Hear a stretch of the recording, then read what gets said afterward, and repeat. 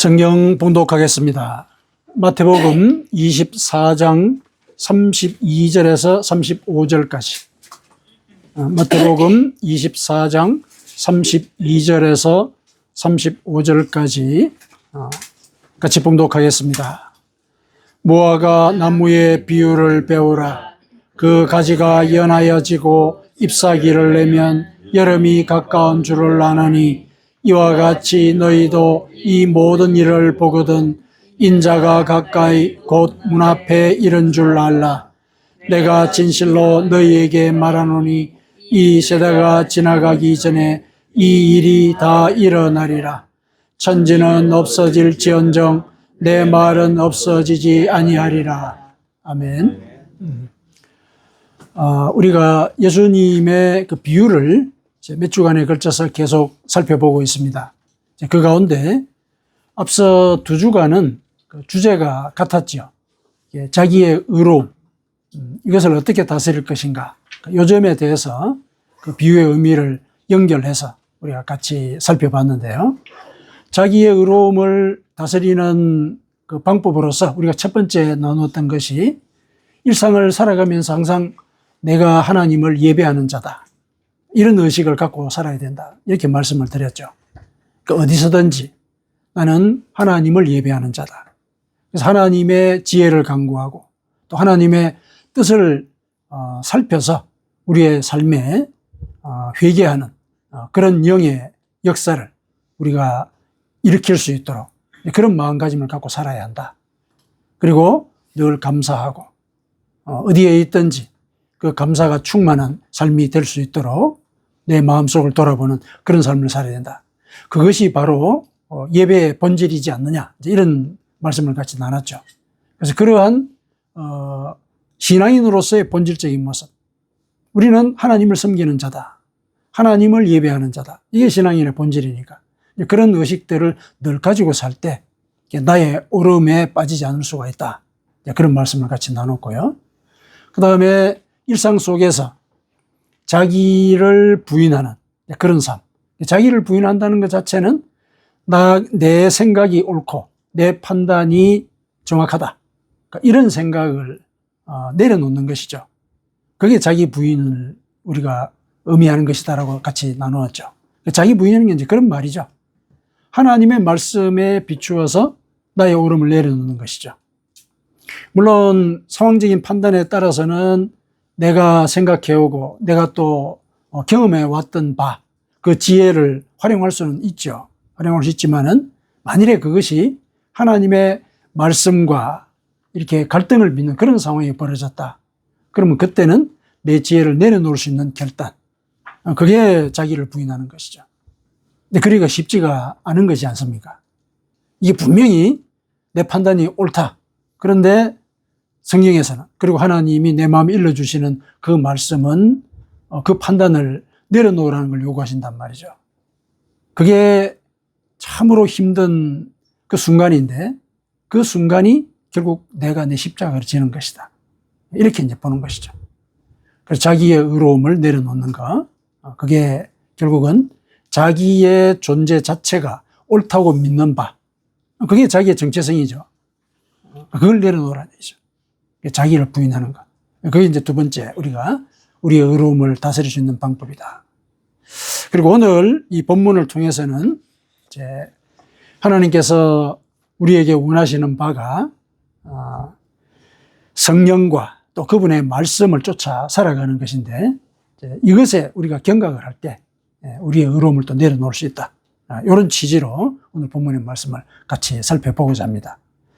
이 자기 의로움의 문제를 우리가 계속 이어서 살펴보는 이유는 우리가 하나님의 뜻을 쫓아가는 그 삶을 살고 있기 때문에 그 삶의 습관에 의해서 내가 스스로 옳은 길을 가고 있다라는 그런 생각을 하게 될 우려가 크기 때문에 계속해서 이 말씀을 나누는 것이죠. 실제로 그런 우려를 반영을 하는 것이 뭐냐면은 예수님께서 이 자기 의로움과 관련되어 있는 비유를 들려주셨을 때 그 비유를 듣는 그 청중이 누구였습니까? 그 청중이 바리새인들, 백성의 장로들, 대제사장들이었거든요. 그들에게 일러주시는 그 비유의 주제가 자기 의로움을 내려놓으라는 것이었거든요. 그러니까 그들은 하나님을 자기 나름으로는 옳게 믿고 있는 사람들이죠. 자기 확신에 의해서 하나님을 믿는 그 과정에 흔들림이 없는 강한 믿음을 가진 사람들이었거든요. 그런데 예수님께서 보시기에 그들의 믿음이 잘못된 것이죠. 그들은 하나님을 믿는다고는 하지만은 자기 방식대로 믿는 거죠. 하나님이 원하는 방식이 아니고 자기가 생각하는 그 방식대로 성경을 해석하고 하나님의 뜻도 자기 방식대로 이루어져야 된다고 생각하는 거죠. 그러니까 성경에서 일러주시는 율법 그 말고 전통을 또 만들었죠. 전통을 또 만든단 말이죠. 하나님 말씀 이외에 자기 나름대로의 전통을 만든 거예요. 식사 전에 꼭 손을 씻어라. 예를 들면 그런 거라든지 또 이 고르반이라는 이런 문제들이 있죠. 이거 자기 전통이거든요. 이 전통을 하나님의 말씀보다 더 앞세운단 말이죠. 예수님이 직접 그렇게 지적을 하셨거든요. 너희들의 전통을 지키느라고 오히려 하나님의 말씀을 지키지 않고 있다. 이거는 당신들의 의로운 그 판단을 오히려 섬기는 것이다. 그 점을 지적을 하셨거든요. 그래서 계속해서 말씀을 일러주시는데 오늘 본문의 이 말씀은 제자들에게 하신 말씀이기는 해요. 제자들에게 하신 말씀이긴 한데 이 말씀이 이어지는 그 맥락을 쭉 살펴보면은 제자들에게 일러주시는 그 말씀이 결국은 그 종교 지도자들에게도 일러주시는 말씀과 동일한 거거든요. 결국은 제자들도 예수님을 잘 따른다고 믿고 있는 사람들이기 때문에 바리새인들, 종교 지도자들과 같이 자기 의로움에 빠질 가능성이 큰 사람들이거든요. 근데 이거는 우리에게도 적용이 될 수 있다는 것이죠. 하나님의 말씀을 따라서 살려는 그런 일상의 다짐 속에서 살아갈 때 그 다짐이 내 영혼의 습관을 만들 수가 있는 거죠. 물론 성령의 뜻을 쫓아가려는 그런 습관은 우리가 쫓아가야 되고 만들어 가야 되지만은 내 속에 이것이 옳다 하는 그런 판단을 하게 되는, 하나님은 우리가 우리식으로 판단하지 말라고 늘 말씀하시죠. 비판하지 말라는 게 그런 뜻이죠. 비판을 무조건 하지 말라는 건 아니죠. 비판을 하려고 할 때 그 비판의 내용을 나한테 먼저 적용을 해봐라. 먼저 네가 너 스스로를 헤아린 뒤에 그 뒤에 형제의 눈 속에 있는 티를 빼라. 이게 그 비판의 태도잖아요. 근데 그러지 않을 가능성이 큰 거죠. 왜냐하면은 내가 생각한 그 판단이 옳다는 그런 믿음을 갖고 있고 또 그 생각에 따라서 계속 살아왔을 때 큰 문제가 없다고 나 스스로 확신을 주고 있기 때문에 우리가 그런 자기 의로움의 그 상태에 빠질 가능성이 큰 거예요. 그래서 이거를 이제 우리가 경각을 해야 되는 거죠. 우리는 하나님을 믿습니다. 믿지만은 그 믿음이 내 방식대로 이루어져야 된다는 그런 생각이 내 밑바닥에 깔려 있을 수 있다는 거예요. 종교 지도자들의 그 신앙의 오류가 그건 거죠. 그래서 자기들의 전통을 성경 말씀 이외에 또 만든 거란 말이죠. 그런 것들을 우리가 일상에서 이제 경계를 해야 되기 때문에 이 자기 의로움의 문제, 내가 옳다는 생각, 그거를 우리가 돌아봐야 되는 것입니다. 그래서 오늘은 이제 이 세 번째 이제 같은 주제인데요. 보면은 예수님께서 제자들에게 그 말세의 징조를 일러주시는 가운데 나온 말씀이거든요. 말세의 징조는 마태복음 24장 서두부터 나오지 않습니까? 서두에 보면은 말세에는 이런 징조가 있을 것이다. 그러니까 이런 징조가 있으면은 말세가 올 것이다. 그 말세는 곧 내가 다시 온다는 표시다. 이런 식으로 얘기를 하셨죠.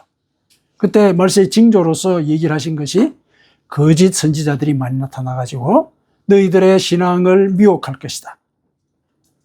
거짓 교사들이 복음의 그 진리를 오해하도록 만들 것이다. 미혹받지 않도록 해라. 이 얘기를 하셨죠. 미혹이 일어날 것이다. 그 다음에 전쟁과 지진과 또 가뭄, 이런 자연재해, 이런 것들이 실제로 일어날 것이고 또 그에 대한 소문이 막 퍼져가지고 사람들이 두려움에 빠질 것이다. 그런 얘기를 하시죠. 이런 조짐도 있을 것이고 그 다음에 너희들이 박해를 받을 것이다. 크게는 이제 세 가지 얘기를 하셨죠. 이러한 일들이 일어날 때 내가 다시 올 때가 가까울 것이다. 곧 말세가 올 것이다. 이런 말씀을 하셨거든요. 그러시면서 이제 본문의 말씀 일러주신 거예요. 무화과 나무의 비유를 배워라. 그게 무슨 말씀이냐? 그 뜻이 뭐냐? 무엇을 배우라 하시냐면은 그 가지가 연하여지고 잎사귀를 내면 여름이 가까운 줄을 안다. 그러니까 무화과 나무가 이런 내용들을 알려준다는 것이죠. 그러니까 무화과 나무의 가지가 연하여지고 잎사귀를 내면은 여름이 가까운 것과 마찬가지로 앞서 예수님께서 일러주신 그러한 징조가 일어나면, 그러한 일들이 일어나면 말세가 올 것이다. 내가 다시 재림할 것이다. 그 사실을 깨달아야 한다. 이렇게 이제 얘기를 하시는 것이죠. 자, 이어서 이와 같이 너희도 이 모든 일을 보거든. 이 모든 일이 이제 앞서 말씀드렸던 그 세 가지. 크게 이제 얘기해서 세 가지죠. 그 세 가지 일들이 일어나는 것을 보거든 인자가 가까이 곧 문 앞에 이른 줄 알아라. 그러니까 말세가 가까운 줄 알라는 얘기죠.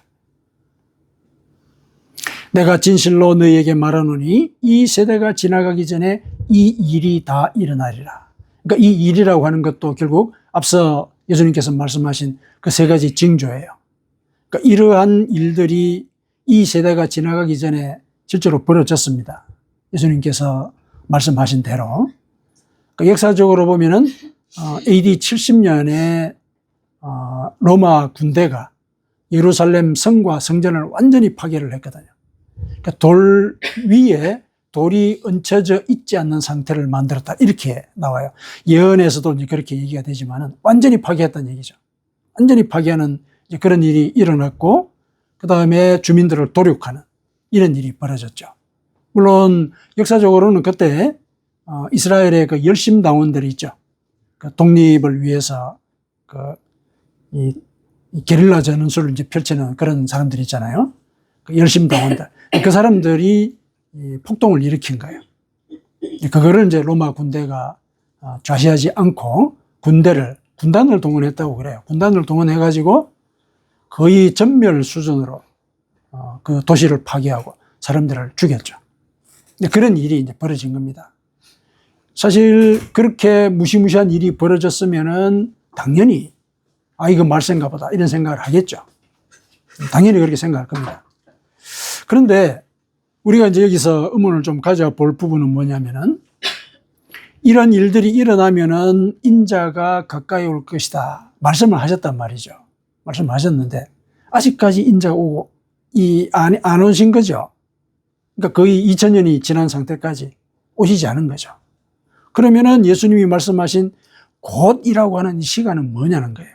곧. 그러면은 이런 조짐이 있다고 말씀을 하시려면은 그 조짐 이후에 며칠 뒤에 이런 일이 내가 올 것이다. 이렇게 얘기해 주면 좋잖아요, 사실은. 그렇죠? 조짐을 일러주신 이유는 대비하라는 말씀인데 대비하라고 말씀하셨다면은 내가 며칠 날 올 것이다. 까지 일러주시면은 우리가 참 대비를 잘 할 것인데 그 말씀은 안 하신 거죠. 그 말씀 안 하신 거죠.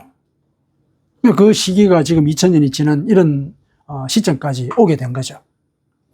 그럼 왜 그러셨을까? 이거는 우리가 한번 생각해 볼 부분이죠. 왜 그러셨을까?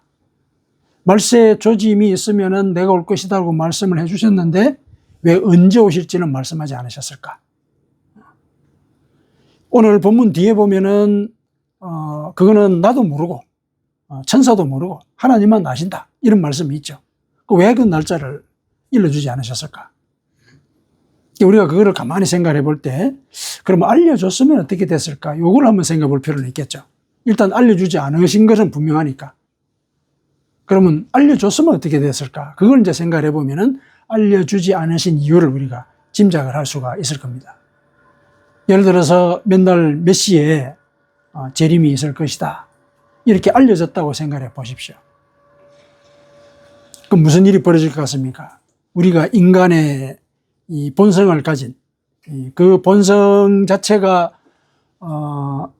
이렇게 활발하게 활성화되는 걸 우리가 전제를 했을 때 말세가 예를 들어서 3년 뒤에 온다. 그래서 그 3년 기간을 우리가 어떻게 보낼 것 같습니까? 대개는 처음에는 결심을 하겠죠. 경건하게 살아야 되겠다. 그런데 그게 오래 가지가 않습니다. 인간의 본성이라는 것 자체가. 육신을 입고 있는 존재로서는 육신의 소욕에 따를 가능성이 있죠. 그러면 그 소욕과 협의를 하는 거예요. 우리가 3년 뒤에 온다면은 예를 들어서 한 달 전이나 일주일 전까지 나의 소욕을 따르자. 그리고 그 임박한 그 시기에 회개하면 되지 않겠나. 이렇게 우리의 이 소욕이 우리를 유혹을 해요. 그리고 그 소욕은 논리적이죠. 내 하고 싶은 거 다 하고 그러고 나서 회개하면 된다고 말씀하셨으니까 그 시기에 회개하면 될 것 아니냐. 이렇게 생각하기가 쉬운 거죠. 나 자신을 보면 이제 그렇다는 거죠. 나 자신을 돌아보면은 이 육신의 욕망을 쫓아가는 그 과정을 살펴봤을 때 내 이익을 먼저 생각하고 내 욕망을 만끽하는 그거를 먼저 생각해서 결정을 내리는 경우가 많은 거죠. 그런데 회개라고 하는 게 여기 쉽습니까? 회개라고 하는 것, 하나님이 요구하시고 예수님이 말씀하시는 그 회개는 내 존재가 변하는 것이거든요. 내 성정과 습관이 변하는 게 그게 회개거든요. 그냥 뭐를 잘못했다, 이 행위가 잘못했다, 후회하는 그 수준이 아니란 말이죠. 그렇다면은 내가 그 시점에 회개를 하겠다는 것이 불가능해지는 거죠.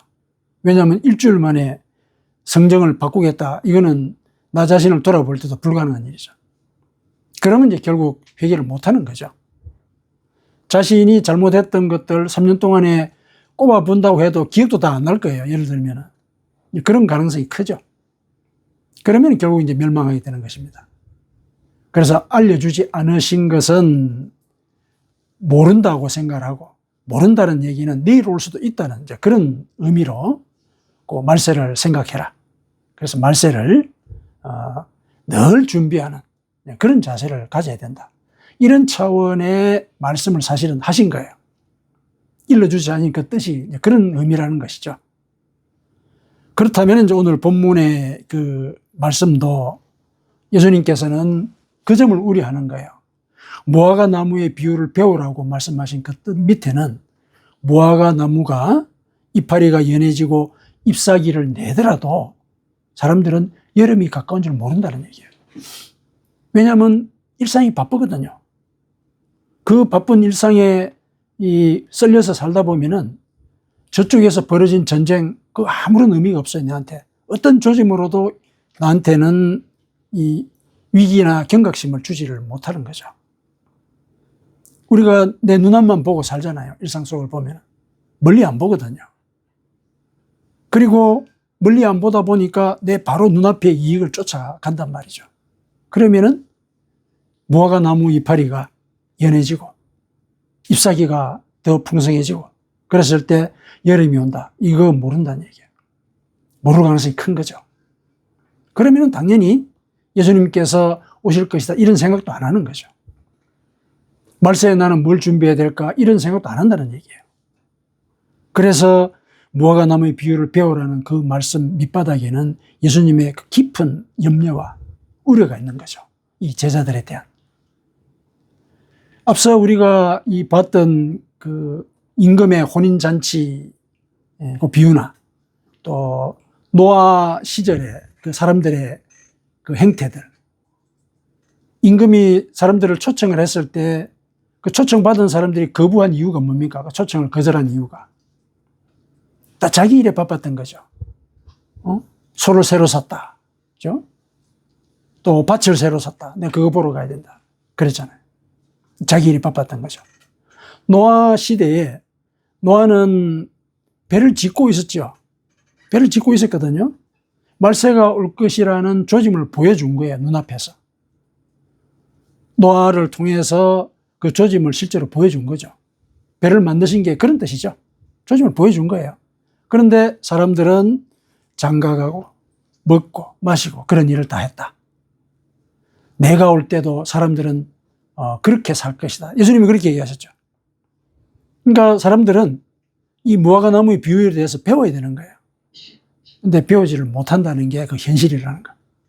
그 예수님이 일러주신 거예요.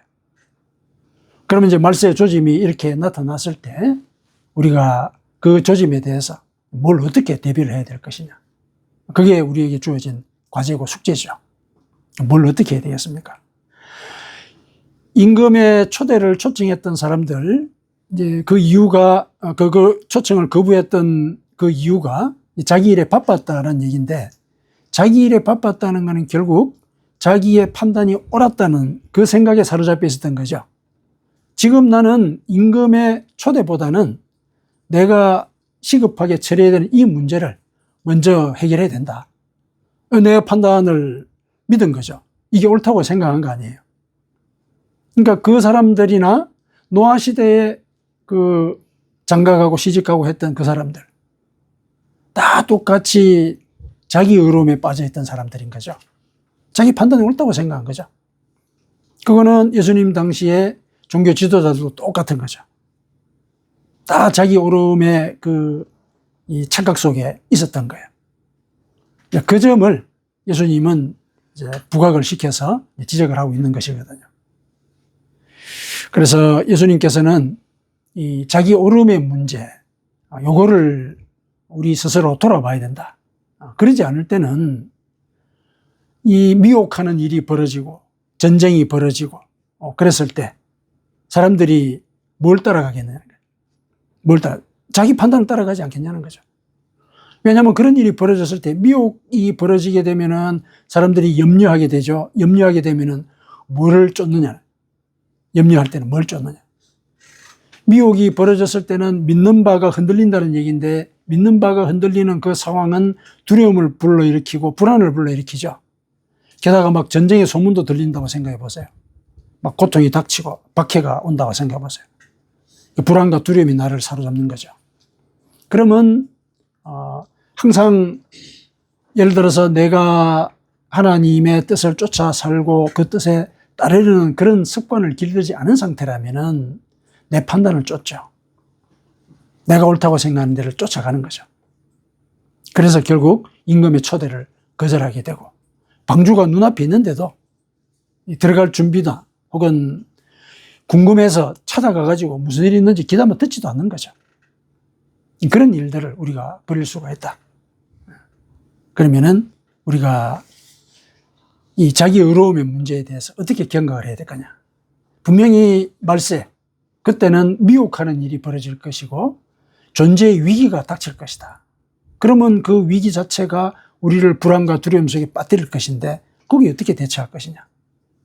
대처할 수 있는 방법, 인간으로는 찾기가 어렵죠. 찾기가 어려워요. 찾을 수가 있다면 불안과 두려움이 안 빠지죠. 그렇지 않겠습니까? 해법이 없는 거예요. 그러니까 불안하고 두려운 거죠.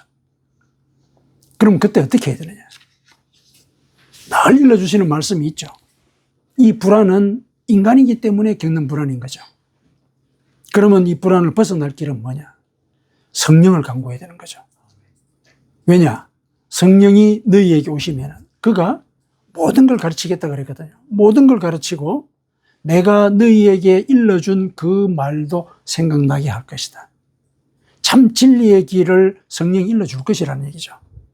그러니까 일상 속에서 우리는 늘 성령을 간구하는 그런 습관을 길들여야 되죠. 성령님, 이 일을 어떻게 판단해야 됩니까? 일러주십시오. 지혜를 주십시오. 이런 기도를 항상 먼저 해야 되는 거죠. 그랬을 때 이 거짓 교사의 미혹도 이겨낼 수 있는 지혜를 우리가 얻게 되는 거죠. 나의 판단과 나의 식견을 갖고는 이룰 수가 없어요. 그렇다면 미혹받지 않죠. 근데 미혹이 온단 말이에요. 그럼 뭐냐면 내 능력을 벗어나는 일이 일어난다는 거거든요. 어떻게 해야 되느냐. 하늘의 지혜를 구해야 되는 거죠. 하늘의 지혜를. 그 하늘의 지혜는 성령을 통해서 우리 마음속에 혹은 우리의 일상 속에서 우리로 하여금 알아들을 수 있도록 일러주시는 거거든요. 그러려면 늘 성령과 동행하는 그런 삶을 살아야 됩니다. 그리고 성령께서 우리에게 임하시는 그 방식은 결국 말씀을 깨닫게 하는 거잖아요. 말씀의 의미를 깨닫게 하는 거예요. 그렇다면 평상시에 하나님의 말씀을 늘 묵상하는 이런 자세, 이게 또 필요한 거죠. 그래서 늘 말씀을 묵상하는 가운데 그 말씀이 일러주는 대로 내 성정과 습관을 바꾸려는 그런 노력이 있어야 되죠. 그런 노력이 전제가 될 때 성령이 그 노력에 힘을 실어주는 거죠. 왜냐하면 그것이 옳다고 격려하실 거 아니에요. 모든 걸 가르쳐 주신다 그랬으니까. 그 과정을 인도하시는 분이 또 성령이시거든요. 그래서 이 두 가지를 기억을 해야 됩니다. 이 말세를 대비하는 그 길은 늘 성령이 함께 하시기를 간구하고 성령께 지혜를 구하는 이런 자세. 이걸 습관화해야 됩니다. 그리고 일상 속에서 늘 하나님의 말씀을 묵상하고 그 말씀에서 지혜를 구해야 되는 거죠. 내 영혼이 따라갈 길이 무엇인지. 그래서 내가 내 성정으로, 내 습관으로 하나님의 나라를 거부하지 않도록 미리 이 땅에서 천국의 삶을 연습해서 습관하는 거예요. 내 속에. 하나님의 말씀을 읽는다는 건 그런 뜻이거든요. 우리가 성경을 읽어서 지식을 얻는 게 아니거든요. 내 영혼을 정결하게 해서 하나님 나라에 합당한 자로 만들어가는 그 과정에 필요한 게 이 말씀이거든요. 말씀을 그렇게 이해를 하셔야 되는 거죠. 그래서 이 두 가지를 늘 기억을 하십시다. 이 두 가지 요소는 예배의 요소이기도 하죠. 예수님께서 요한복음 4장에서 사마리아 여인에게 말씀하셨죠. 예배는 장소의 문제나 제도의 문제가 아니에요. 예배는 하나님의 영과 진리로 드리는 것이다. 이런 얘기를 하셨잖아요. 어디서든지 하나님의 영과 진리로 드리는 것이다. 그게 진정한 예배다. 그렇다면은 하나님의 영, 성령이죠. 성령이 내 속에 임재하시고 하나님의 뜻을 받아들일 준비를 하게 하시고 그 과정 속에 복음의 그 진리, 구원의 진리, 하나님의 말씀이죠. 그거를 믿는 믿음, 그 믿음의 표시는 그 복음대로 살려는 노력이잖아요. 그 두 가지가 합쳐졌을 때 그게 진정한 예배인 것이다. 이렇게 말씀하셨죠. 예수님이 일러주신 거예요. 이게 바로 말세를 대비하는 것이다. 그래서 앞선 우리 비유에서 예배자 의식을 가져야 된다는 것도 이런 의미인 거죠. 그래서 늘 성령을 간구하는 이런 습관. 항상 기도할 때 무슨 일 앞에서든지 성령님, 이것이 나에게 주는 당신의 뜻은 무엇인지 일러주십시오. 기다리는 거죠. 그리고 성경을 읽으면서 그 속에서 내가 거룩해지는 그 길이 무엇인지를 또 찾고 이 과정이 실은 말세를 대비하는 길이다. 예수님께서 그렇게 오늘 이 비유를 통해서 우리에게 일러주셨습니다. 아멘.